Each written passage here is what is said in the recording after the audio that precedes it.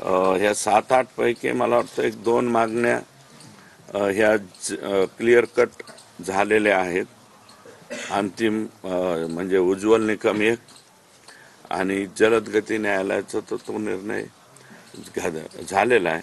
म्हणजे 6 मागण्या ज्या राहिलेल्या आहेत या मागण्या आणि 2 सायबर सेलचे अधिकारी ही 7वी मागणी. या 7व्या मागणीमध्ये लवकरात लवकर, कारण आता 25 तारीख जवळ आलेली, सोमवारी आले ना ते, सोमवारी जर त्यांची ऑर्डर आली तर मत्स्योद्योगकारांचा याच्यावरती विश्वास अधिक दृढ होईल. विश्वास आहेच, गैरविश्वास नाही, परंतु या आरोपींच्या बाबतीत काय करावं, हे आरोपी करावेत का, तर हे आरोपी करावेत असे सगळ्यांची मागणी आहे. हे लोक आरोपी झाले पाहिजे आणि ही मागणी माननीय मुख्यमंत्र्यांच्या कानावरती मी त्या ठिकाणी घालणार आहे. आणि एक रेकॉर्ड धनंजय देशमुख अँड सगळ्या ग्रामस्थांनी या ठिकाणी केलंय आणि जवळपास 13 मागण्या जेल प्रशासनाच्या संबंधित या ठिकाणी केलेल्या आहेत. आणि ज्या मागण्या केलेल्या आहेत त्या अतिशय गंभीर आहेत आणि ह्या CCTV मध्ये कैद आहेत.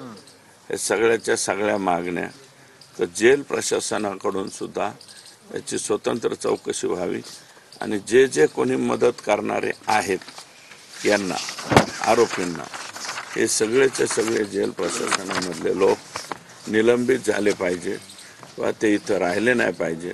आणि सगळ्यात महत्त्वाची बाब, जरी SP बदललेले असले तर हेड माणूस बदललाय, पण खालची यंत्रणा जी आहे ती, माझं मत आहे की हे फक्त केज पुरतच नाही. Kaij police station, Ambajogai police station, DYSPच्या अखत्यारीत येणारे सगळे पोलीस स्टेशन, ॲडिशनल SP तिडकेंच्या अखत्यारीत येणारे सगळे पोलीस स्टेशन म्हणजे केज, युसूफ वडगाव, त्याच्यानंतर अंबाजोगाई, बारदापूर, परळीतले 2 ग्रामीण आणि परळी शहर, संभाजीनगर आणि शिरसाळा, एवढ्या पोलीस स्टेशन मधलं जे खालचं पोलीस दल आहे हे पोलीस दल 100% आका आणि त्यांच्याच सहकार्यानं आतापर्यंत चालत होतं. एकटे SP बदलून उपयोग होणार नाही. हे लोक अजूनही राजरोसपणे, बिनदिक्कतपणे आरोपींना मदत कशी होईल अशा पद्धतीचे प्रयत्न सगळ्याच बाबतीत करतायत.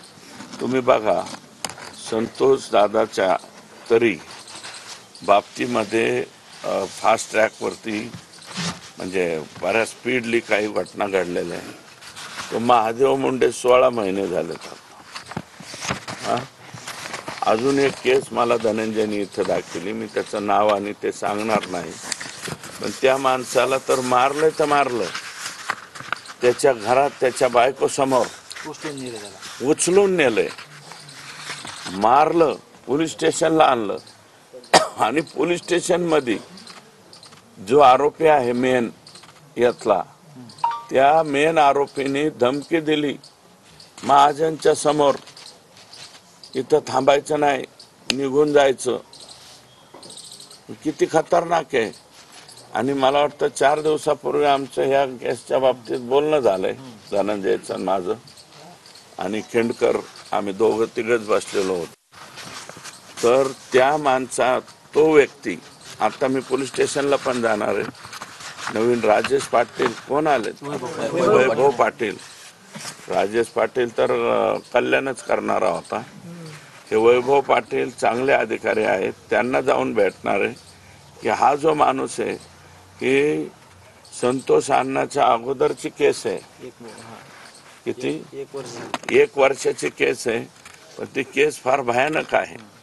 पोलीस स्टेशनला येऊन पोलीस स्टेशन मध्ये मेन माणूस आलाय आणि त्यांनी त्याला सांगितलं इथं केस दाखल करू नको, उठ इथून.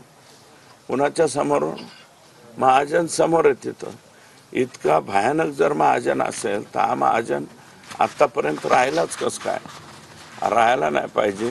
ती सुद्धा 307 आणि त्याहीपेक्षा गंभीर प्रकारचा गुन्हा आहे. तो जर गुन्हा दाखल करायला धनंजय म्हणतोय की ते माणूस येईल, जवळच्याच गावचा आहे, तो माणूस पुढे आला तर त्याचाही गुन्हा दाखल झाला पाहिजे. आणि हे 5-6 मागण्या मी अजिबात असं म्हणणार नाही मासाजोगकरांना की तुम्ही उपोषणाला बसू नका, अन्नत्याग करू नका, कारण क्लेशकारक ते उपोषण करतायत. परंतु तत्पूर्वीच याच्या बाबतीमध्ये मी 100% राज्याचे मुख्यमंत्री यांच्याकडे जाऊन कानावर घालून, म्हणजे बहुतेक वेळ प्रसंगी रविवारी मी नागपूरला सुद्धा जाईल, म्हणजे उद्या जर ते नागपूरला असतील तर नागपूरला जाईल, आणि सोमवारी जर मुंबईला मिळाली वेळ तर मुंबईला जाऊन या म्हणजे सायबर सेल आणि ह्या 7 मागण्या, 6च्या ऐवजी 7वी मागणी एक वाढली ना, या 7 मागण्यांच्या बाबतीमध्ये मी त्यांच्याशी बोलेल. कारण ह्या पेपरमध्ये दिलेल्या 6 आणि ही 7वी मागणी